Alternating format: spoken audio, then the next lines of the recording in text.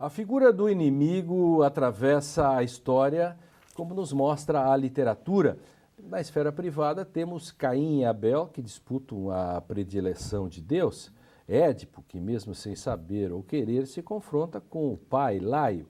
Além disso, o ciumento Otelo busca um rival inexistente. Na esfera pública, por sua vez, os inimigos podem abarcar qualquer tipo de alteridade, sendo frequentemente projetados em uma instituição, ideologia ou religião. Desde o 11 de setembro, por exemplo, nós vivemos em alerta. Mas afinal, existem inimigos? Quem eles são? Quem os define? Aos inimigos também se aplicam os mesmos direitos dos cidadãos? Fique com a gente, porque o Direito e Literatura está começando agora.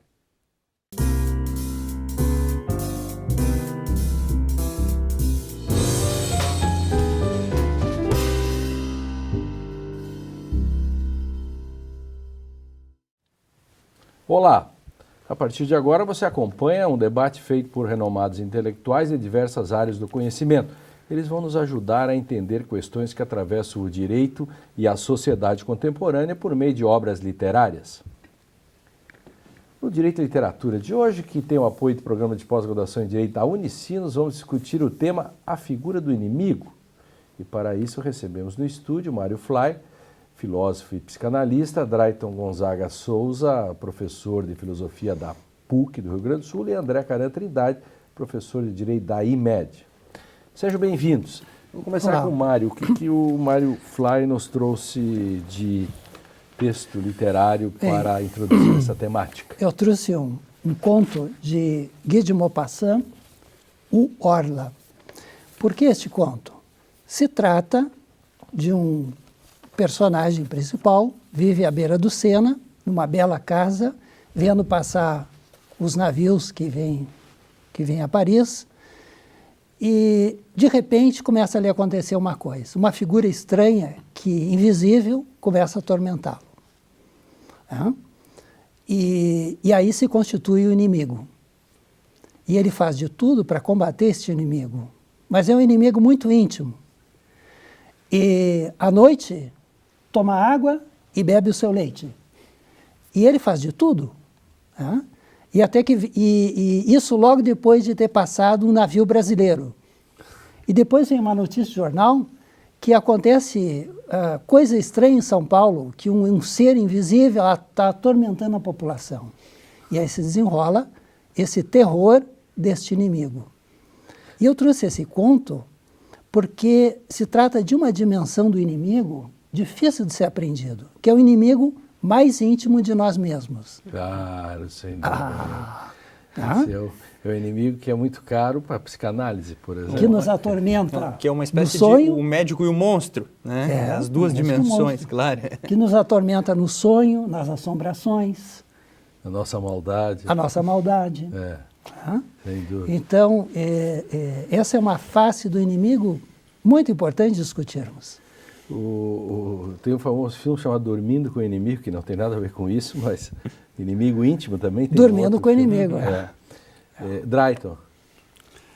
Hoje eu trouxe uma peça de teatro do dramaturgo norueguês Henrik Ibsen, e o título da peça é Um Inimigo do Povo. E a peça se passa numa cidade balneária, no litoral da Noruega, e nós temos o conflito entre dois irmãos. De novo, psicanálise aqui. Entre dois irmãos, que é o Dr. Stockmann, Thomas Stockmann, e o prefeito da localidade, que é o Peter Stockmann. Em que consiste o conflito? A cidade é um balneário, vive do turismo, e é uma cidade muito próspera. E o Dr. Stockmann, o médico, obtém um laudo em que consta que a água da localidade está contaminada. Que eram águas medicinais, né? Exatamente. E essas águas estão contaminadas. O que fazer? Vamos publicizar, vamos dar publicidade a esse laudo ou não? Porque se a população local ficar sabendo desse estado das águas, não mais vai tomar banho naquelas águas e não vai atrair mais os turistas. Então, nós temos, por um lado, a necessidade de dizer a verdade e proteger a saúde daquelas pessoas que se banham lá. Por outro lado, o interesse econômico. Mais o dilema que ele era um homem reconhecido na sociedade local. Exatamente. E eventualmente, se ele trouxesse a público esse laudo, ele poderia ser reduzido ao ostracismo, o que acontece. Ele opta por divulgar essa informação e perde, vamos dizer assim, todo o apreço que ele tinha do próprio irmão. Arruma um monte de inimigos. Exatamente. E ele é considerado o inimigo do povo, porque ele teve a coragem de optar pela verdade, por dizer a verdade. O amigo de hoje e o inimigo de amanhã. Exatamente. De amigo ele passou para inimigo e ele foi condenado ao ostracismo. Ele optou, vamos dizer assim, usando uma linguagem moral e jurídica, por respeitar o dever, tanto no âmbito moral como no âmbito legal. Então, trata-se de uma sociedade, não apenas a água, uma sociedade contaminada. Essa é a crítica que Ibsen faz àquele estado de coisas. E esse tema, lamentavelmente, não é atual quando alguma substância é contaminada. Esse não é um assunto que nos diga respeito, né? Não, sem dúvida. Isso é do século XIX, o tema. Isso não, absolutamente nada. E é na Noruega, né? A Noruega, bem longe daqui. Claro, bem longe daqui. É curioso como tem personagens... Que queria ver isso com o Brasil? Não tem nada Como a ver tem com a personagens na literatura que fazem esse duplo papel, né? Que uma hora são amigos e outra hora são inimigos. Se a gente quiser uma fábula que é a Revolução dos Bichos, tem isso bem presente, né? Os personagens passam a ser amigos do regime e inimigos do regime da noite para o dia. Né? Que, claro, não é a mesma densidade do Ibsen, mas é um texto conhecido de todos. E no 1948, Eurásia... A mesma coisa. Eles vão trocando. Quando o sujeito se acostuma com o inimigo, eles trocam. E aí eles dizem que aqueles ficaram amigos. Qualquer semelhança com a vida política brasileira é mera coincidência. Exatamente. O inimigo de ontem é o amigo de hoje, o inimigo do meu inimigo é meu amigo. Isso já está no Maquiavel, né? Exatamente. André. Pois eu trouxe... um poema para romper um pouco com aquilo que a gente vem apresentando, um poeta grego, mas nascido no Egito, Alexandria, chama Cavafis, conhecido, dizem que é o maior poeta grego do século XX, escreve um texto bem conhecido que é A Espera dos Bárbaros, em 1904. Esse é um poema que seguido aparece na lista dos melhores poemas do século passado.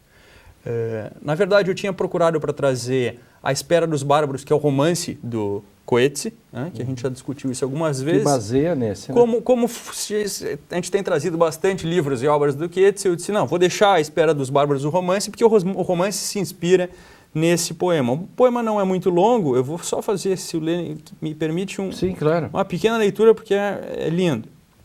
Então o título é, eu tenho uma versão em italiano aqui, mas o título é A Espera dos Bárbaros. Diz o seguinte: o que esperamos reunidos na praça é que hoje chegam os bárbaros. Por que tanta apatia no Senado? E por que os senadores estão sentados e não legislando? Porque hoje chegam os bárbaros. Que leis hão de fazer agora os senadores? Quando chegarem os bárbaros, eles as farão. Por que o nosso imperador se levantou tão cedo e está sentado sobre o trono, em pose solene, junto à porta da cidade, com a coroa sobre a cabeça? Porque hoje chegam os bárbaros. E aí sucede uma porção de situações em que faz essa contraposição entre os preparativos da cidade e a chegada, a ansiedade da cidade pela chegada dos bárbaros. E o fecho.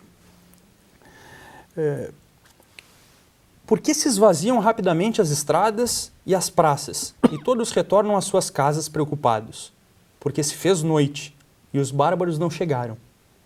E veio gente da fronteira, e disse que não existem mais bárbaros. E agora? O que será de nós sem os bárbaros?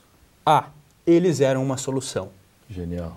Esse é o poema do Cavafis, que, enfim, nos faz pensar sobre essa figura que a gente cria, que também tem a ver com o Mário. O Mário está dizendo o inimigo dentro de nós. Aqui é o inimigo imaginário e tudo aquilo que a gente cria em torno desse inimigo, quando ele não existe, que é uma coisa que acontece e é bem mais presente no direito do que a gente imagina ou gostaria. O inimigo como a solução é genial. Né? O inimigo como a solução. Eu escrevi um texto faz algum tempo, tem pela internet, que chama O Direito e as Invasões Bárbaras. fazendo uma brincadeira Eu com o lembro filme, disso. aquele das invasões bárbaras. E nesse texto que tem uma parte sobre o Cavafis, uma parte sobre Coetzee, uma porção de coisas de literatura, tem uma questão bem interessante que diz respeito à muralha da China. A muralha da China é construída, a maior construção, aquela que a gente enxerga da Lua, mas dizem que a muralha da China, cuja finalidade é a proteção, antes de qualquer coisa, é para instituir nós e eles. Então a muralha da China é o que funda, nesse caso, o outro, que pode ser um invasor, que pode ser um inimigo, que pode ser aquele que nos ameaça, que é o outro, Mas que é a autoridade, aí, que é a aí questão. tu colocas uma questão importante, como é que se dá essa reversão do inimigo em amigo, que é a mesma reversão entre o amor e o ódio? Perfeito. Como é que se produz isso, né? Exato. Esse tema aí que o Coetzee retoma e tem toda a questão, de fato, no texto dele, no Coetzee, os bárbaros também não vivem. No romance, se tem tempo, o personagem é um juiz, que não tem nome. O romance, a partir desse, chama A Espera dos Bárbaros. O mesmo título. Então, assim, num lugar que não se sabe onde, não se sabe quando, mas num determinado império, se imagina que seja na África, mas não tem uma palavra sobre isso, o magistrado é o soberano, não, o governo, é aquele cara que cuida de tudo. Governa, administra, julga. Todos falam dos bárbaros e ele sai em expedição, não encontra bárbaro nenhum.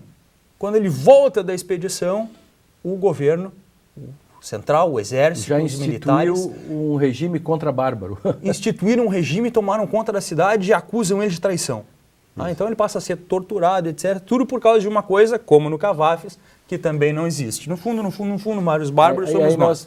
Veja como essa questão do inimigo invisível, né? Do inimigo público, do inimigo construído. Perfeito. São 3 visões sobre o inimigo. E o Direito e Literatura, que é seu amigo, faz uma pausa para um rápido intervalo, mas na volta a gente continua a discussão sobre o tema de hoje, a figura do inimigo. No próximo bloco vamos discutir o papel exercido pelo inimigo ao longo da história. Nós já voltamos um instantinho só.